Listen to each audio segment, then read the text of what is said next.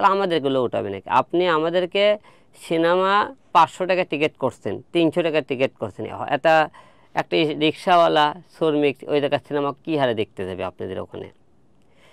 তো 500 টাকা 300 টাকা টিকিটের থেকে যদি আমরা যদি দেখতাম 300 টাকার থেকে আমরা একটা টিকিটের থেকে 100 টাকা কি 150 টাকা পেয়েছি, তাহলে না আমরা মেনে দিই। তো আমরা 1 টাকার হল থেকে সিনেপ্লেক্সে 50 থেকে 60 টাকা পাই, সেই হিসাবে মনে করেন সিনেপ্লেক্সের টিকিটের মূল্য হলে 100 টাকা।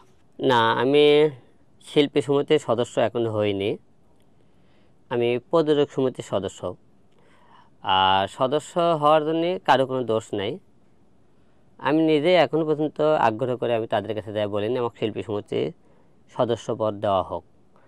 এই কারণে বলিনি যে আমি শিল্পী সমিতির যে নিয়ম অনুযায়ী যে 3টা কি 5টা মুভি লাগবে, এই করা মুভি সম্পূর্ণ আমার আছে। 7টি সিনেমা করেছে, আপনারা সবাই জানেন, আমার সিনেমা করা রিলিজ হয়েছে।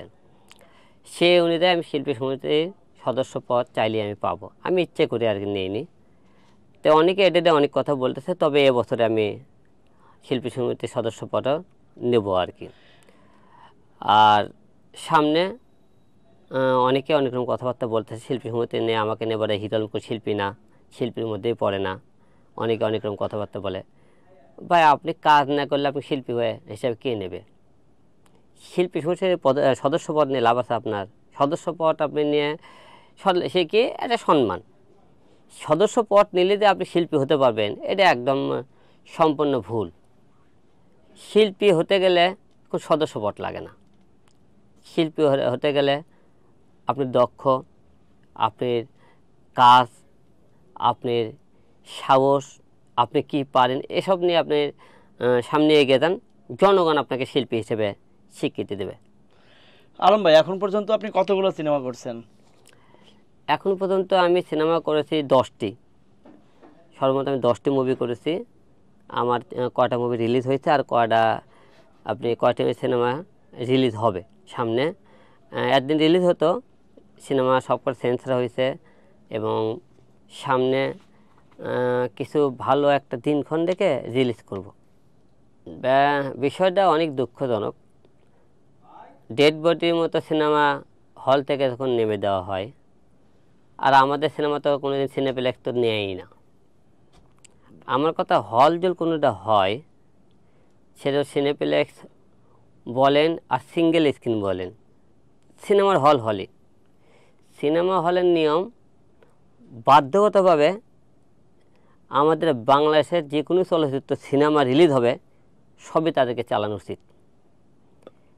তারা তো সিনেমা নাই চালায়, দর্শক ভালো মন্দ থাকতেই পারে, তাহলে আপনারা সিনেমা বানাবে কে?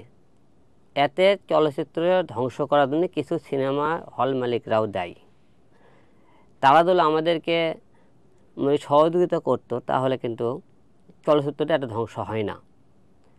আপনি বলতে পারেন না সিনেমা হল মালিকরা আমাদের সিনেমা নিলে চলে না, হলে 10 কাইন বিলে ওঠে না, ওঠে না। আপনি যদি এসব নাই ওঠে, তাহলে আপনারা সিনেমা অন্য অন্য সিনেমা যদি ওঠে, তাহলে আমাদেরগুলো উঠাবে নাকি? আপনি আমাদেরকে সিনেমা 500 টাকা টিকিট করছেন, 300 টাকা টিকিট করছেন, এটা একটা রিক্সাওয়ালা শ্রমিক ওই জায়গার সিনেমা কী হারে দেখতে যাবে আপনাদের ওখানে? তো 500 টাকা 300 টাকা টিকিটের থেকে যদি আমরা যদি দেখতাম 300 টাকার থেকে আমরা একটা টিকিটের থেকে 100 টাকা কি 150 টাকা পেয়েছি, তাহলে না আমরা মেনে দিই। তো আমরা 1 টাকার হল থেকে সিনেপ্লেক্সে 50 থেকে 60 টাকা পাই, সেই হিসাবে মনে করেন সিনেপ্লেক্সের টিকিটের মূল্য হলে 100 টাকা। সেই সিনেমা তো সিনেপ্লেক্সে তার নিয়েই গেল না, সিনেমা দেখবে কি দেখবে না। আমিও অনেকটা, আমার সিনেমা যখন রিলিজ হয় আমিও সিনেপ্লেক্সে অনেক হলে আমি ফোন দিয়েছিলাম যে আমার সিনেমাটা চালানোর জন্যে। আমি অল্প কটা সিনেপ্লেক্স পাইছিলাম, 2-4টা ব্যান্ড পাইছিলাম, বেশি পাইছিলাম না। তো সিনেপ্লেক্স তো তারা তো মনে করেন অতটা গুরুত্বই দেয় না। যে যারা এত কষ্ট করে আমরা যারা একটা সিনেমা বানাই, তারা বুঝে কতটা কষ্ট হয়, এত টাকা কষ্ট করে সিনেমা যখন রিলিজ করি হলে নিয়ে যায় বিষয়টা। তো আপনারা সেই হিসেবে একটা জিনিস দেখেন, আমাদেরকে সে সহযোগিতা না করে তারা ধ্বংসের পথে ফেলে দিয়েছে অনেক সিনেমা হল মালিক। তারাও ধ্বংস হয়েছে, আমাদেরকে ধ্বংস করছে, তারাও ধ্বংস হয়েছে। কারণ তারা বাংলাদেশের সিনেমার উপর তাদের অতটা আগ্রহ খুবই কম, এই কারণে ধ্বংস আজকে।